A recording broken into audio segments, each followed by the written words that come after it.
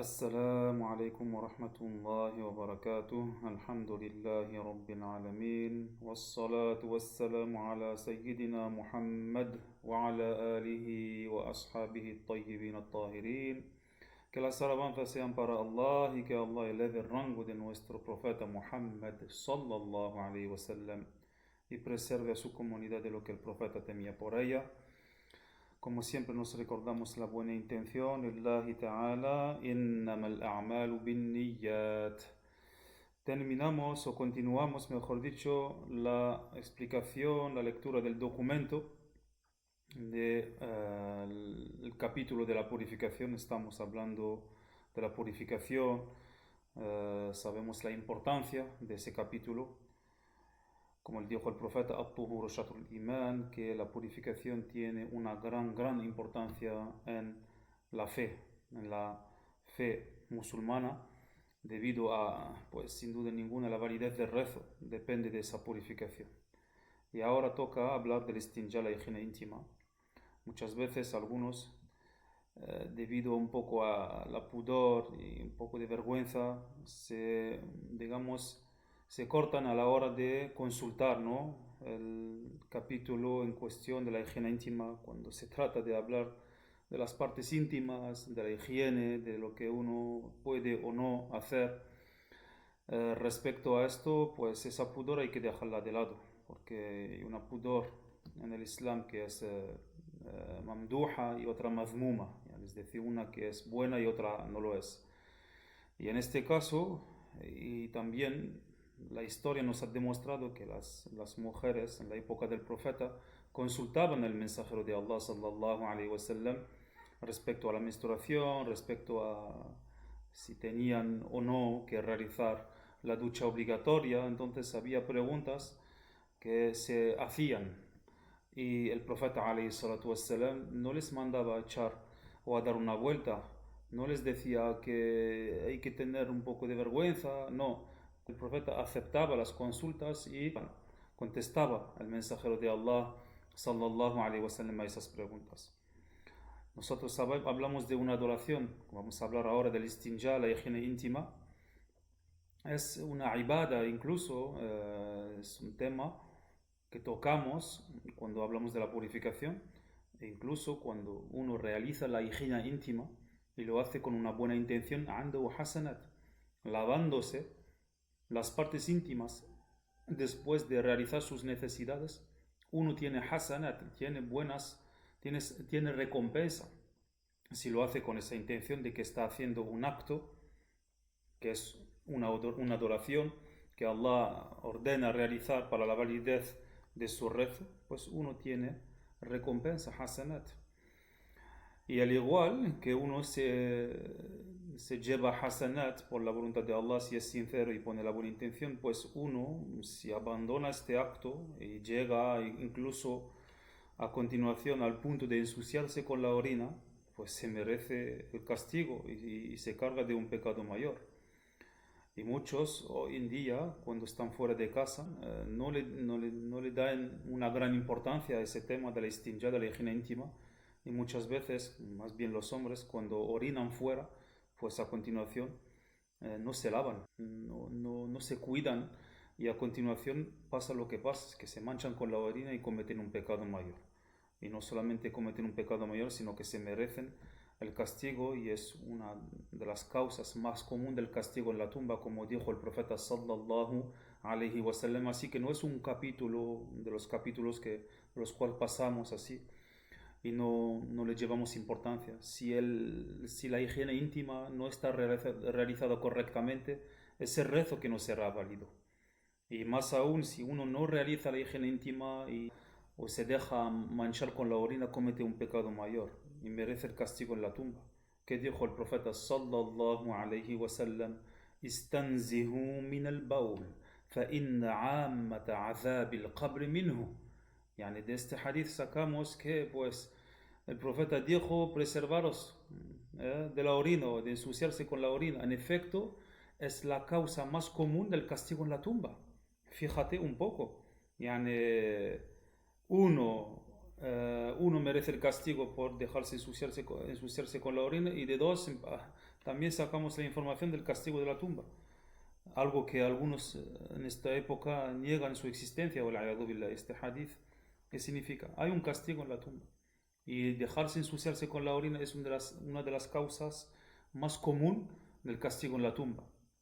Como lo sabéis, la ghiba, decir, hablar mal o mencionar los defectos de un musulmán en su ausencia, ¿no? Sabiendo que este musulmán no le gusta, sabiendo que este musulmán no le gusta que se mencionen sus defectos, tipo huele mal de la boca, tipo su casa está sucia, tipo tiene la nariz de Pinocho, eh, ese tipo de defectos que algunos suelen hacer la ghiba, ¿no? Esto es haram y es una de las causas también de castigo en la tumba. Y luego también la namima que es llevar las palabras los unos a los otros para causar una discordia, una fitna, para que los musulmanes se vayan a continuación peleando.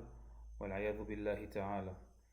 Y también dejarse ensuciarse por la orina es la tercera causa del castigo en la tumba, más común, ¿no? ¿Qué dijo el profeta sallallahu alaihi wasallam una vez que pasó al lado de dos tumbas? ¿Qué dijo?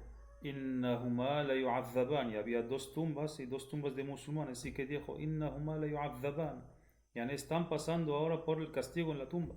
وما يعذبان في كبير إثم. يعني y es por la culpa de un pecado mayor. قال بلى أما أحدهما فكان يمشي بالنميمة. يعني en cuanto a uno de estos dos hacía la namima, es decir, llevaba las palabras a un musulmán y al otro para que se peleen, ¿no? Iba uno a decirle, ¿has visto lo que ha dicho de ti y tal? Iba al otro y decía, ¿has visto lo que has dicho de ti y tal? Y provocaba discordia, namima, pelea entre ambos. Y dijo, أما الآخر فكان لا يستأتر من البول. Dijo, أما الآخر فكان لا يستأتر من البول. Es decir, en cuanto al segundo, pues él no se preservaba de la orina. Esta es una historia y hay otras que demuestran que hay un castigo en la tumba por la culpa de no preservarse de la orina, como es el caso de numerosos chavales, hombres, billah, que orinan fuera, incluso en sus casas. A continuación devuelven la ropa interior y billah, incluso llega la orina a la piel y se manchan con la orina y a continuación billahi ta'ala cometen el pecado mayor. Nosotros vamos a hablar del istinja respecto a lo que hemos dicho y más bien también para aclarar que la validez del rezo depende también de si el istinja está realizado correctamente o no. El istinja es eliminar las sustancias que salen después de que hayan salido. Cuando hablamos de orinar y también de defecar, vamos a hablar de cómo se realiza, la manera correcta, la manera completa y en qué caso uno lo puede hacer si quiere con tal o tal sustancia o tal material que la ley nos permite realizar. Entonces el istinja es la higiene íntima. Es la higiene íntima. Cuando tú dices el istinja es la higiene íntima. Entonces tenemos ahora a continuación del documento, lo podemos compartir. Y decimos, capítulo, es obligatorio, ¿ok? O es obligatorio, wajib, fard. ¿Para qué? Para la validez del rezo. Hacer el istinja después de la salida de toda sustancia húmeda por uno de los dos orificios inferiores, el anterior y el posterior, el sexo y el ano. ¿Ok? Entonces, cuando decimos es una obligación, no es una obligación directamente después de defecar, por ejemplo, de limpiarse. Si uno no se limpia, comete un pecado. No. Es una obligación para la validez del rezo. Imagínate que uno hace sus necesidades y sabe y tiene la convicción que no está muy sucio o está apenas sucio y entonces se levanta y dice a continuación regreso al baño a limpiarme y me purifico y hago el rezo. Pues si él realiza la higiene íntima antes de rezar y elimina las sustancias impuras y sabe que él está protegido de mancharse con una de esas sustancias, pues no ha cometido un pecado.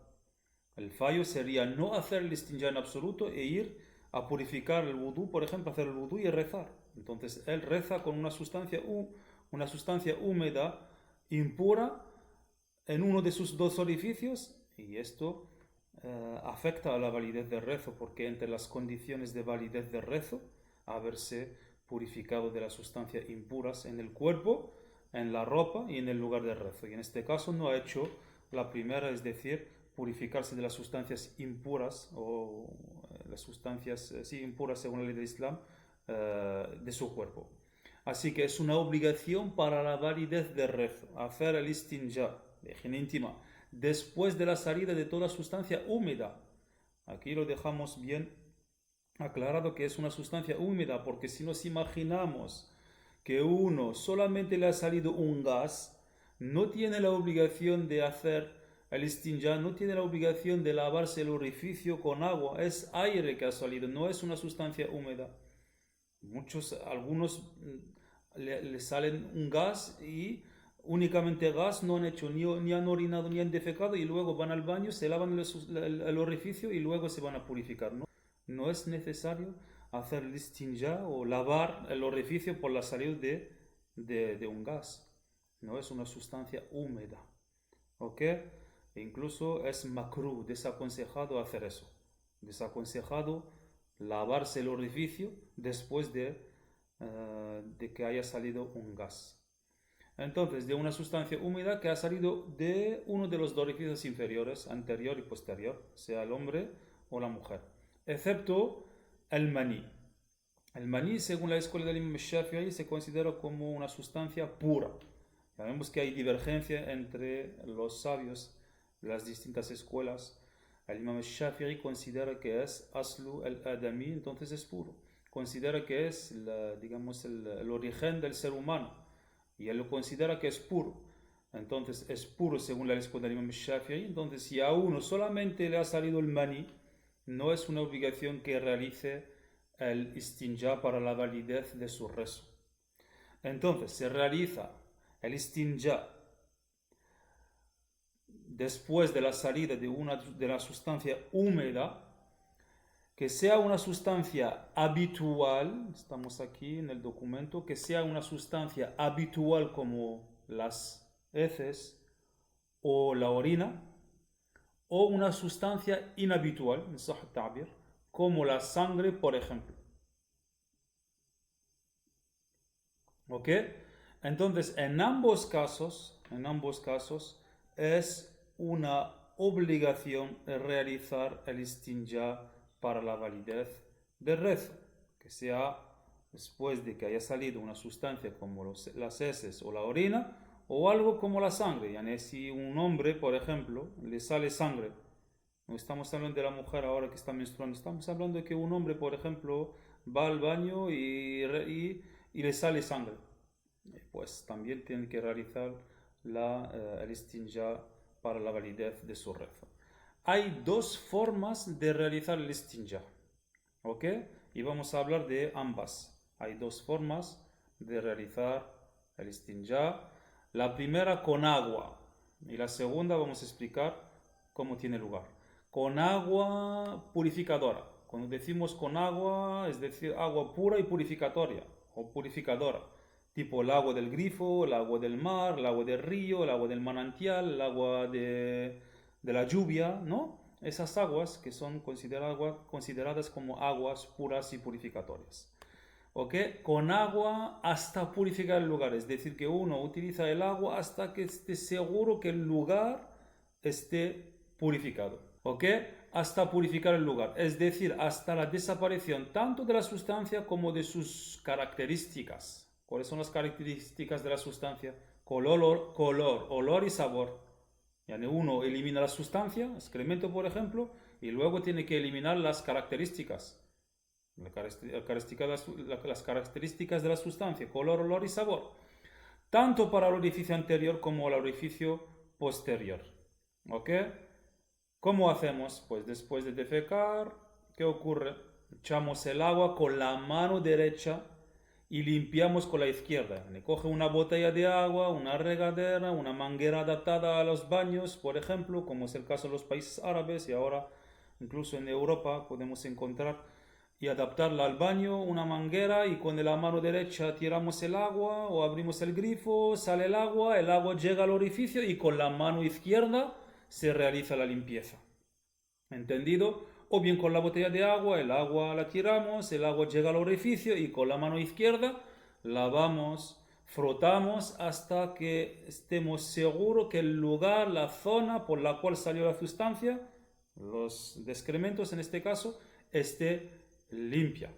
Y una vez que estemos seguros, pues ya está confirmada que la higiene íntima está realizada correctamente respecto a eh, los excrementos. Después, esto claro, tanto para los hombres como para las mujeres, después de orinar, ¿qué hacemos? Pues echamos el agua o agua sobre el sexo sin tocar la orina con la mano. En este caso no vamos a frotar.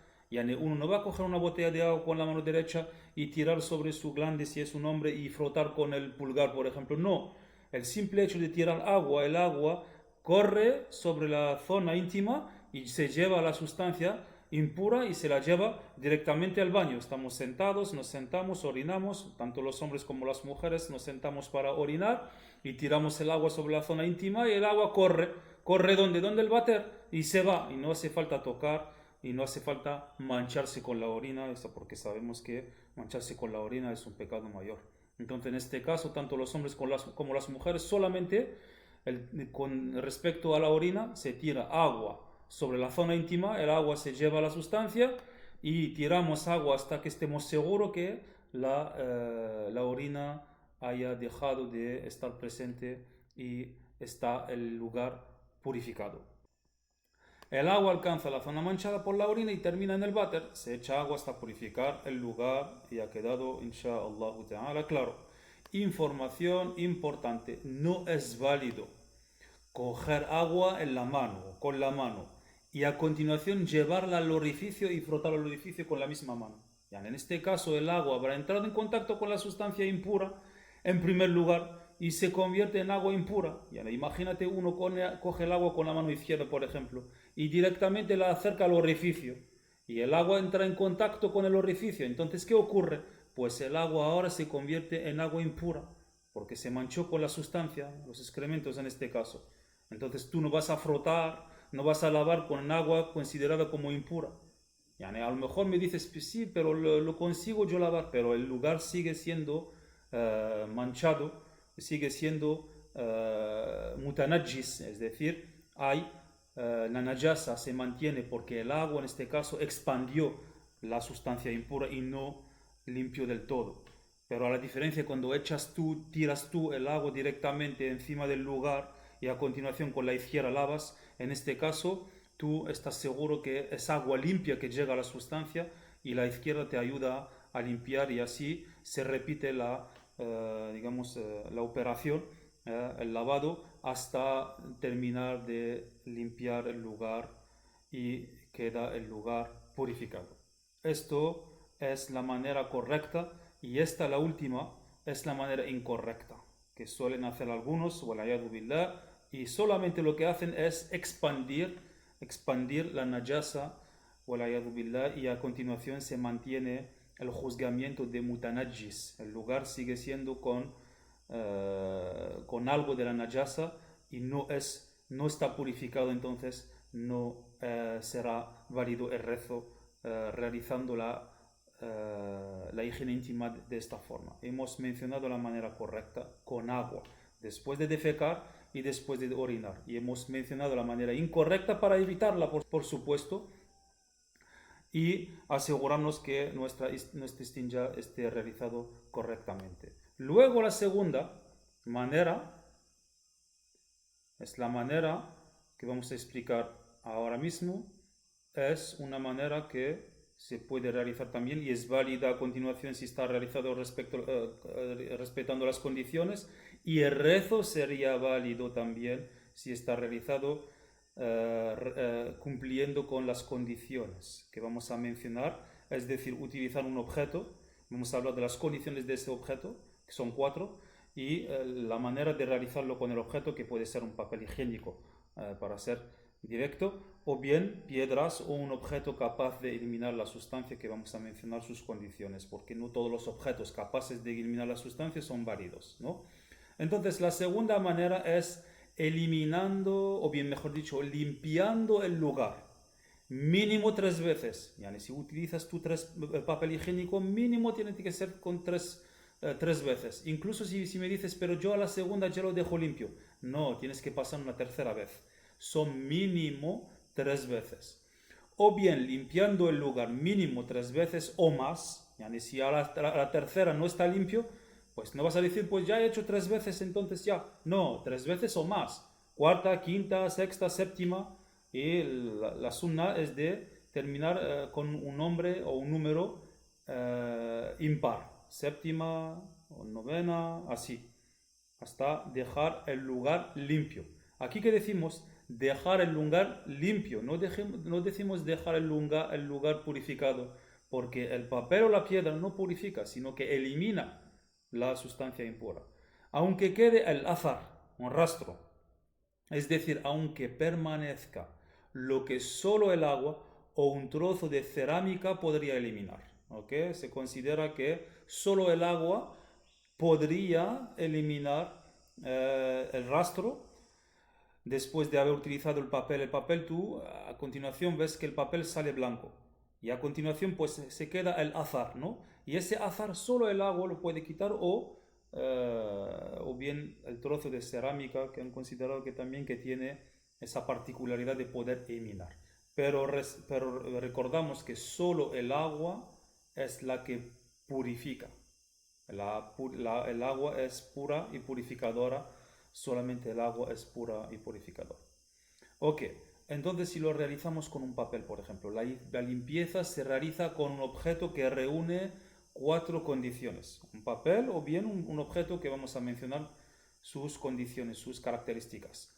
Ese papel, ese objeto, tiene que ser capaz de quitar la sustancia húmeda. ¿Ok? Es decir, un objeto capaz de quitar la sustancia húmeda. No es válido entonces usar cristal. Yani una botella, no la vas a romper por supuesto, pero la botella de cristal que mantienes así tú intacta, ¿no? No la puedes utilizar para el istinja. ¿Por qué? Porque no quita la sustancia, eh, la botella de cristal. O la caña de azúcar, por ejemplo, tampoco es válido para realizar el istinja. La tierra polvorienta tampoco, o la arena, no quita la sustancia húmeda a la hora de realizar istinja. Entonces es la primera condición, un objeto capaz de quitar la sustancia húmeda, y este objeto tiene que ser puro. No es válido utilizar algo impuro, najis, por sí mismo, como excrementos de camellos. Por ejemplo, excrementos de camellos de vaca que han secado, ¿no? Resulta que es seco, y es duro y es capaz de eliminar una sustancia, pero es impuro.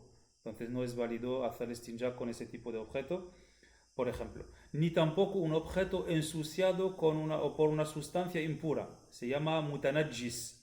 Yani si uno utiliza un papel, ¿no? Incluso higiénico, lo utiliza y está manchado ahora con excremento. Ese mismo papel, a continuación, uno no lo puede volver a utilizar para realizar el istinja únicamente con papel.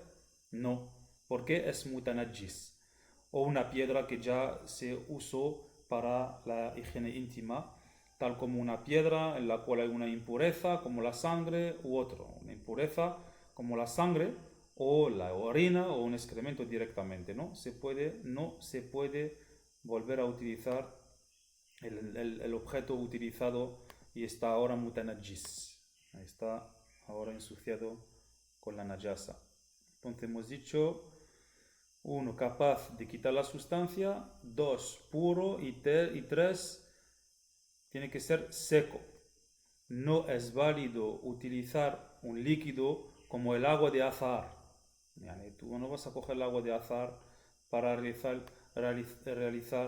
el istinja, o el vinagre, por ejemplo. Y no es válido utilizar un objeto húmedo como un trapo mojado. Yani, uno coge un trapo mojado, no vale. Y tampoco las servilletas estas que se utilizan, que son húmedas, lingette, que a veces las mamás utilizan para lavar o limpiar o recoger la najasa de su bebé. Estos son húmedas, servilletas húmedas, no son válidas para realizar el istinja y a continuación dejarlo así y ir a rezar. A lo mejor tú lo utilizas, si alguien lo utiliza y te dice yo lo utilizo y lo utilizo y he quitado la sustancia, pero esto no es suficiente para que a continuación tú puedas ir a rezar y que tu rezo sea válido. No, ¿por qué? Porque también está mojado, también tiene esa humedad que expande la najasa. Esas servilletas expanden la najasa, no es válido para el istinja. ¿Ok? Y no respetable, ese objeto que es capaz de quitar la sustancia, que es puro, seco, también su cuarta condición, no respetable. Yani no tiene que ser respetable. Tipo una piedra o un papel higiénico. No es válido utilizar un objeto respetable como las hojas de un libro de religión. Y si uno lo usa para el istinja sabiendo que son informaciones de la religión, apuntes de religión, y lo hace, entonces sale del Islam, o se está despreciando la religión. Entonces, tipo esto no es válido realizarlo con ese tipo de papeles, por supuesto, y ni tampoco con el pan. Por ejemplo, uno no puede coger el pan y a continuación ir a realizar su higiene íntima. Es un objeto respetable, es comida de los seres humanos. ¿Ok?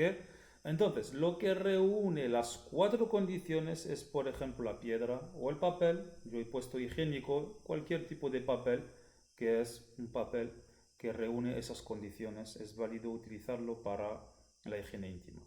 Es válido realizar el istinja únicamente con la piedra o el papel, respetando las condiciones recién mencionadas, incluso en presencia de agua.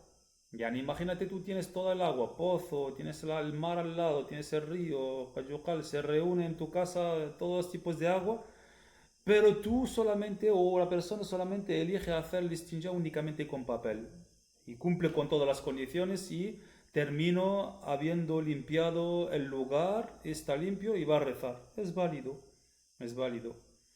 Pero como lo vamos a ver, vamos a mencionar el afdalu, la mejor manera es en primer lugar utilizar el papel para eliminar la sustancia y a continuación el agua porque es el agua que quita los rastros, ¿no? ¿Ok? Entonces, incluso en presencia de agua se puede hacer únicamente con el objeto recién explicado, sus condiciones, pero a condición de que la najasa, la sustancia impura, no se haya desplazado y no haya secado. Yani si la sustancia impura se desplazó de su zona natural, yani por ejemplo, si hablamos de los excrementos, cuando uno está de pie, tiene la zona de las dos nalgas en contacto, ¿no? Cuando está de pie. Esto es la zona considerada como la zona natural, ¿no? Si uno al defecar, pues tiene ishal, ¿no? Diarrea.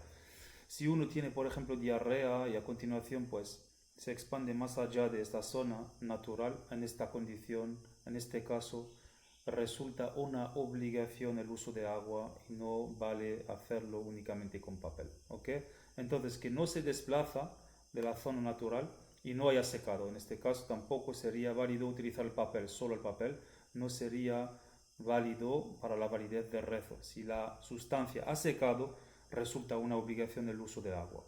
Si la najasa se desplaza de su zona natural o seca, el uso del agua resulta obligatorio. Ha quedado claro, bi'idhnillahi ta'ala. Ok, respecto al hombre, si la orina se desplaza del glande, respecto a la mujer, si la orina al salir del orificio uretral llega a alcanzar, la orina llega, baja y llega a alcanzar el orificio de entrada del sexo del hombre, resulta una obligación el uso del agua para la validez del istinja. Aquí, tanto para el hombre como para la mujer, hemos aclarado cuál es la zona natural de la salida de la orina. Si se desplaza más allá de su zona, de la zona recién explicada, en este caso sería una obligación el uso del agua. Nota, la mejor manera para realizar el istinja es en primer lugar el uso del objeto capaz de eliminar la sustancia y a continuación el uso del agua. Primero el papel, luego el agua. Primero las piedras y luego el agua. Nota, resulta desaconsejado hablar durante la salida de la sustancia, la orina o los excrementos. Yani uno cuando está haciendo sus necesidades es makruh hablar, ¿ok? Es makruh desaconsejado. ¿Qué significa desaconsejado? Mejor dejarlo.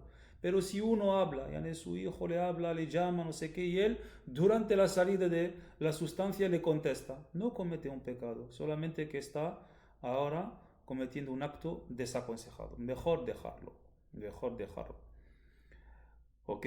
Y claro, sin duda ninguna no es haram hablar en el baño. Mientras uno está en el baño, se cepilla los dientes, no sé qué, termina y luego le habla a alguien y habla en el baño, no es haram. No es haram. Hablamos de el carácter desaconsejado hablar durante la salida. Yani mientras uno está orinando y la orina está saliendo, en ese momento es makruh hablar. Yo creo que ha quedado claro. Nota, no es haram hacer frente a la qibla, la dirección de rezo, ¿no?, de los musulmanes, que es la Kaaba, ¿no?, en Mecca, durante las necesidades, durante el momento en el cual uno está orinando, defecando, no es haram hacer frente a la qibla en el lugar reservado para el asunto en cuestión, como el baño de su propia casa, por ejemplo. Yani si tú compras una casa, alquilas una casa o entras en una casa en el cual el váter está dirigido en dirección de la qibla, ¿tú qué vas a hacer? ¿Vas a romper la casa para modificar tu váter? ¿Para modificar la dirección? No. Yani si uno está haciendo frente a la qibla cuando está haciendo sus necesidades en la casa en la cual, o en el váter, en el baño en el cual está en su casa, es un lugar reservado para estas cosas. En este caso no es haram y no es makruh tampoco. Así que se sepa. Es recomendado hacer el istibra en un caso. ¿El istibra qué es? El istibra consiste en hacer salir lo que queda de orina. El istibra consiste en hacer salir lo que queda de orina en el sexo después de su interrupción. Uno está sentado, está orinando, ¿no? Un hombre, por ejemplo, se corta la orina, ha terminado de orinar. La mayoría de la orina, el 99% de la orina ha salido, o bien ha salido la totalidad de la orina. En el caso en el cual la persona no teme ensuciarse con la orina al dejar el istibra, en este caso no es obligatorio hacer el istibra, sino que es recomendado. ¿Qué significa hacer el istibra? Yani hacer salir la orina, hacer algo, provocar algo que pueda facilitar la salida de la orina que se haya quedado en su miembro, por ejemplo, si es un hombre. ¿Ok? Si él sabe que no teme al dejar el istibra, que vamos a mencionar cómo se realiza, no teme la salida de unas gotas de orina. En este caso es recomendado, es mustahab hacer el istibra. Si lo deja, no comete un pecado, porque él sabe que no se va a ensuciar con la orina al dejarlo. Sin embargo, si la persona teme que su cuerpo resulte ensuciado por la orina si no realiza el istibra, entonces en este caso es una obligación realizar el istibra. ¿Ok? Él sabe que cuando termina de orinar se corta la orina, él sabe que cuando se va a levantar hay unas gotas que se van a mantener bajando. En este caso él tiene la obligación de hacer el istibra. Él tiene la obligación de provocar la salida de esas pocas gotas para no ensuciarse con la orina si no lo hace.